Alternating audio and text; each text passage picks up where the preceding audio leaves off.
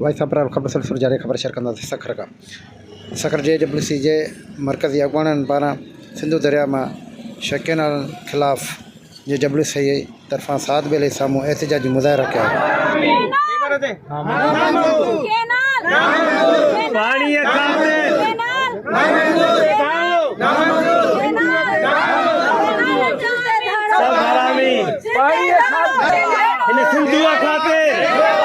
पानी खातिर सिंधु खातिर पानी खातिर डीजल खातिर अमर खातिर पानी खातिर सिंधु दरिया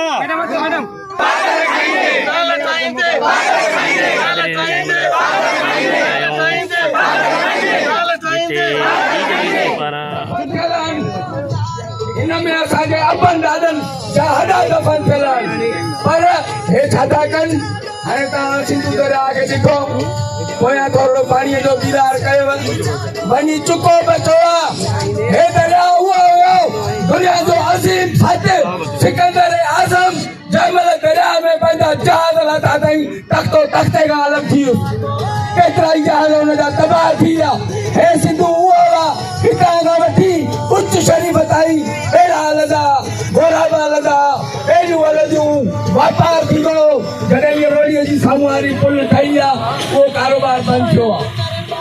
सिंधु दरिया अॼु जेकॾहिं सुकी वियो तव्हां यकीन रखो कुझु न बचंदो। न तूं रहंदे न मां रहंदुमि न असांजी इहा अमल रहंदी न इहे थन पिया बचा रहंदा।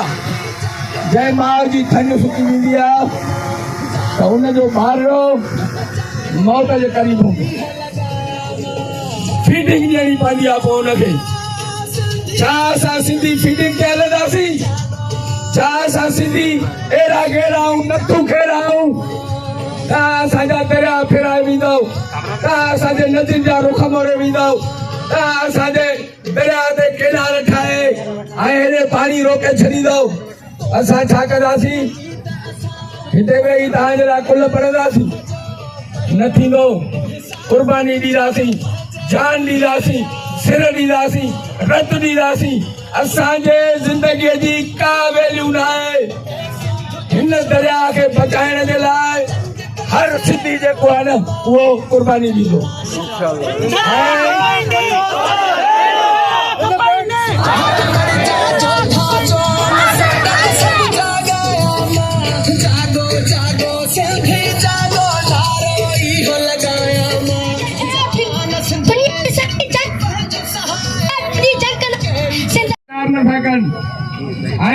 सिंधी कौम जो साथ न था ॾियनि। न ज़मींदार बचंदो, न हारी बचंदो, न हिंदू बचंदो, न उर्दू ॻाल्हाइण वारो बचंदो। क़ुर्बानी घुरी आहे त सिंध धरतीअ जे हलाली पुटनि क़ुर्बानी ॾिनी आहे। बाक़ी कुर्म जे वेरीअ खे असां कुतो सम्झूं था।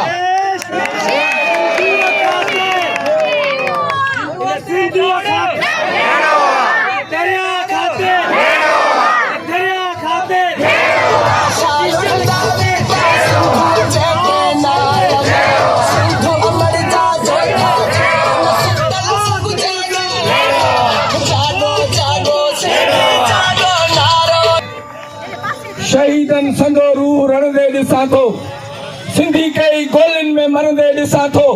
तॾहिं कुझु पुछां थो, तॾहिं कुझु लुछां थो। हक़ीक़त में फांसीअ जो हक़दार आहियां, मां ख़तदार आहियां, मां ख़तदार आहियां। जेका पाणीअ ते धारो हणंदो न छॾींदासीं हुनखे।